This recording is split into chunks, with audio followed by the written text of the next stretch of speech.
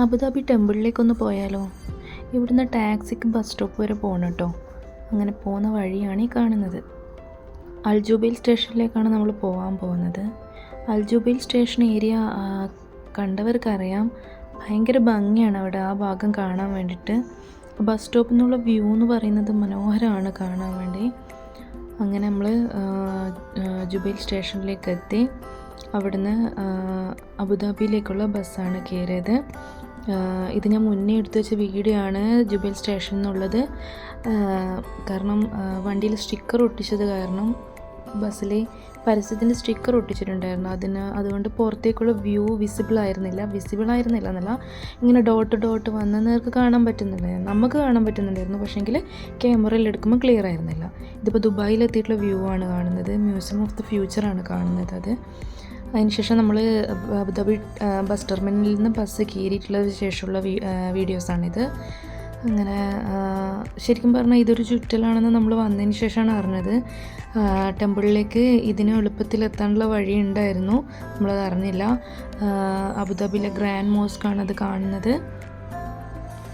നല്ല വ്യൂ ആയിരുന്നു കാണാൻ വേണ്ടിയിട്ട്. ഗ്രാൻഡ് മോസ്ക് പള്ളി കാണാൻ വേറെ തന്നെ ഒരു ഭംഗിയായിരുന്നു. ബസ്സിൽ നിന്ന് തന്നെ പോകണമെന്ന് വിചാരിച്ചതായിരുന്നു, പക്ഷെ നമുക്ക് പോകാൻ പറ്റിയിട്ടില്ല പള്ളിയിലേക്ക്.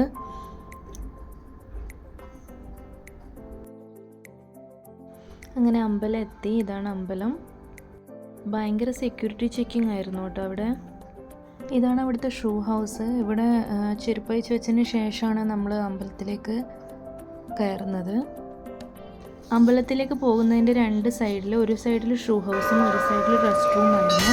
ആ രണ്ട് ഭാഗത്തും വലിയ തരം മണികൾ ഇങ്ങനെ കെട്ടിത്തൂക്കിയിട്ടുണ്ടായിരുന്നു. നമുക്ക് വേണമെങ്കിൽ അത് അടിക്കാം. എല്ലാവരും മണി അടിക്കുന്നുണ്ടായിരുന്നു. അങ്ങനെ നമ്മൾ അമ്പലത്തിലേക്ക് കയറി. ഉള്ളിൽ ഫോൺ അലൗഡ് ആയിരുന്നില്ല, പക്ഷെ പുറത്തുനിന്ന് നമുക്ക് എത്ര വേണമെങ്കിലും ഫോട്ടോസും വീഡിയോസും ഒക്കെ എടുക്കാമായിരുന്നു. കൊത്തുപണികൾ കാണാൻ നല്ല ഭംഗിയുണ്ടായിരുന്നു.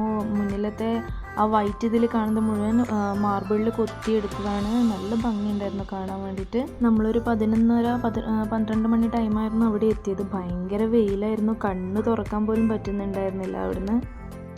എന്നിട്ടെങ്ങനെ ഇത്ര കൂളായിട്ട് നടക്കുന്നതെന്ന് ചിന്തിക്കുന്നുണ്ടാവും. ആ വൈറ്റ് ടൈലിട്ട ഭാഗം നല്ല തണുപ്പായിരുന്നു കേട്ടോ.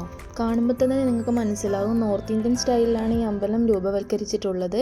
ശിവൻ, പാർവതി, മുരുകൻ, ഗണപതി, ശ്രീകൃഷ്ണൻ, രാധ, ശ്രീരാമൻ, സീത, ലക്ഷ്മണൻ, ഹനുമാൻ, കൂടാതെ ഒട്ടും പ്രതീക്ഷിക്കാതെ നമ്മുടെ അയ്യപ്പൻ്റെ പ്രതിഷ്ഠയും കൂടി അവിടെ ഉണ്ടായിരുന്നു. കൂടാതെ നോർത്ത് ഇന്ത്യൻസിൻ്റെ നമുക്കറിയാത്ത പ്രതിഷ്ഠയും കൂടി അവിടെ ഉണ്ടായിരുന്നു. അതുകൂടാതെ കല്യാണ മണ്ഡപവും അവിടെ ഒരുക്കിയിട്ടുണ്ട്. നമ്മൾ പോയ ദിവസം 2 കല്യാണം അവിടെ ഉണ്ടായിരുന്നു. അതുമാത്രമല്ല, അമ്പലത്തിന് ചുറ്റുമുള്ള ലാൻഡ്സ്കേപ്പും അവർ വളരെ മനോഹരമായ രീതിയിൽ ഒരുക്കിയിട്ടുണ്ട്. അമ്പലത്തിന് താഴെയുള്ള ഫുഡ് കോർട്ടാണ് ഈ കാണുന്നത്. മരുഭൂമിയാണ് ഈ സ്ഥലം, പക്ഷെങ്കിൽ എന്ത് മനോഹരമായിട്ടാണല്ലേ അവരിത് ഒരുക്കിയിരിക്കുന്നത്. അവിടെ ഫോട്ടോ എടുക്കാൻ വേണ്ടി ഒരുക്കിയിട്ടുള്ള സെൽഫി സ്പോട്ട് എന്ന ഏരിയയാണ് ഇത് കാണുന്നത്. അങ്ങനെ ഫുഡ് കോർട്ടിൽ നിന്ന് ഫുഡും കഴിച്ച് നമ്മൾ തിരിച്ച് ഷാർജയിലേക്ക് പോന്നു. പോകുമ്പോൾ കണ്ട കാഴ്ച തന്നെയാണ് തിരിച്ച് വരുമ്പോഴും കാണുന്നത്. വേറെ വ്യത്യാസമൊന്നുമില്ല, അതേ വഴി തന്നെയാണ് നമ്മൾ വരുന്നത്. അമ്പലത്തിലേക്ക് പോകുമ്പോൾ പ്രത്യേകിച്ച് ശ്രദ്ധിക്കേണ്ട കാര്യം എന്താണെന്ന് വെച്ച് കഴിഞ്ഞാൽ, നമ്മൾ പോയ പോലെയല്ല, ഇതിന് എളുപ്പത്തിൽ അവിടെ എത്താവുന്ന വഴി ഉണ്ടെന്നാണ് പിന്നെ അറിഞ്ഞത്. നന്നായിട്ട് അന്വേഷിച്ചതിന് ശേഷം മാത്രം പോവുക. പിന്നെ അമ്പലത്തിൽ റെസ്റ്റ് റൂമുണ്ട്, ഷൂ ഹൗസ് ഉണ്ട്, പിന്നെ നമുക്ക് ഫുഡ് കോർട്ട് ഉണ്ട്, പിന്നെ ഡിവോഷണൽ ആയിട്ടുള്ള ഐറ്റംസ് വാങ്ങിക്കാനുള്ള പ്ലേസ് ഉണ്ട്. പക്ഷേ ക്ലോക്ക് റൂം എന്ന് പറയുന്ന ഒന്ന് മാത്രം അവിടെ ഇല്ല. അപ്പോൾ അത്യാവശ്യം വേണ്ടുന്ന സാധനങ്ങൾ മാത്രം എടുത്തിട്ട് അമ്പലത്തിലേക്ക് പോവുക. കാരണം അവിടെ ഒരുപാട് സാധനങ്ങൾ അലൗഡ് അല്ല, ഒരു പെന്ന് പോലും അലൗഡ് അല്ല. അപ്പോൾ അതിനനുസരിച്ചിട്ട് പോവുക. വണ്ടി എടുത്തിട്ട് പോകുന്നവരാണെങ്കിൽ നമുക്ക് സാധനങ്ങൾ അവിടെ വെച്ചിട്ട് പോകാം. പക്ഷേ പബ്ലിക് ട്രാൻസ്പോർട്ട് ഉപയോഗിക്കുന്നവർക്ക് അത് പറ്റില്ലല്ലോ. അപ്പോൾ അതിനനുസരിച്ചിട്ട് വേണ്ടുന്ന സാധനങ്ങൾ മാത്രം എടുത്തിട്ട് പോവാം. നമ്മൾ കയ്യിൽ കുട്ടികളുണ്ടായതുകൊണ്ട് ബിസ്ക്കറ്റും കാര്യങ്ങളെല്ലാം എടുത്തിട്ടുണ്ടായിരുന്നു, പക്ഷെ അതൊന്നും എടുത്തു വെക്കുകയൊന്നും ചെയ്തില്ല. കയ്യിലുണ്ടായിരുന്ന ഒരു സെൽഫി സ്റ്റിക്ക് അവർ അകത്തേക്ക് അലൗ ചെയ്തില്ല. അത് നമുക്ക് പുറത്ത് കളയേണ്ടി വന്നു. അപ്പോൾ അത്യാവശ്യമുള്ള സാധനങ്ങൾ മാത്രം എടുത്തിട്ട് അമ്പലത്തിലേക്ക് പോവാം. വീഡിയോ ഇഷ്ടപ്പെട്ടാൽ ചാനൽ സബ്സ്ക്രൈബ് ചെയ്യുക, വീഡിയോ ലൈക്ക് ചെയ്യുക, ഷെയർ ചെയ്യുക. അടുത്ത വീഡിയോ ആയിട്ട് കാണാം. ബൈ.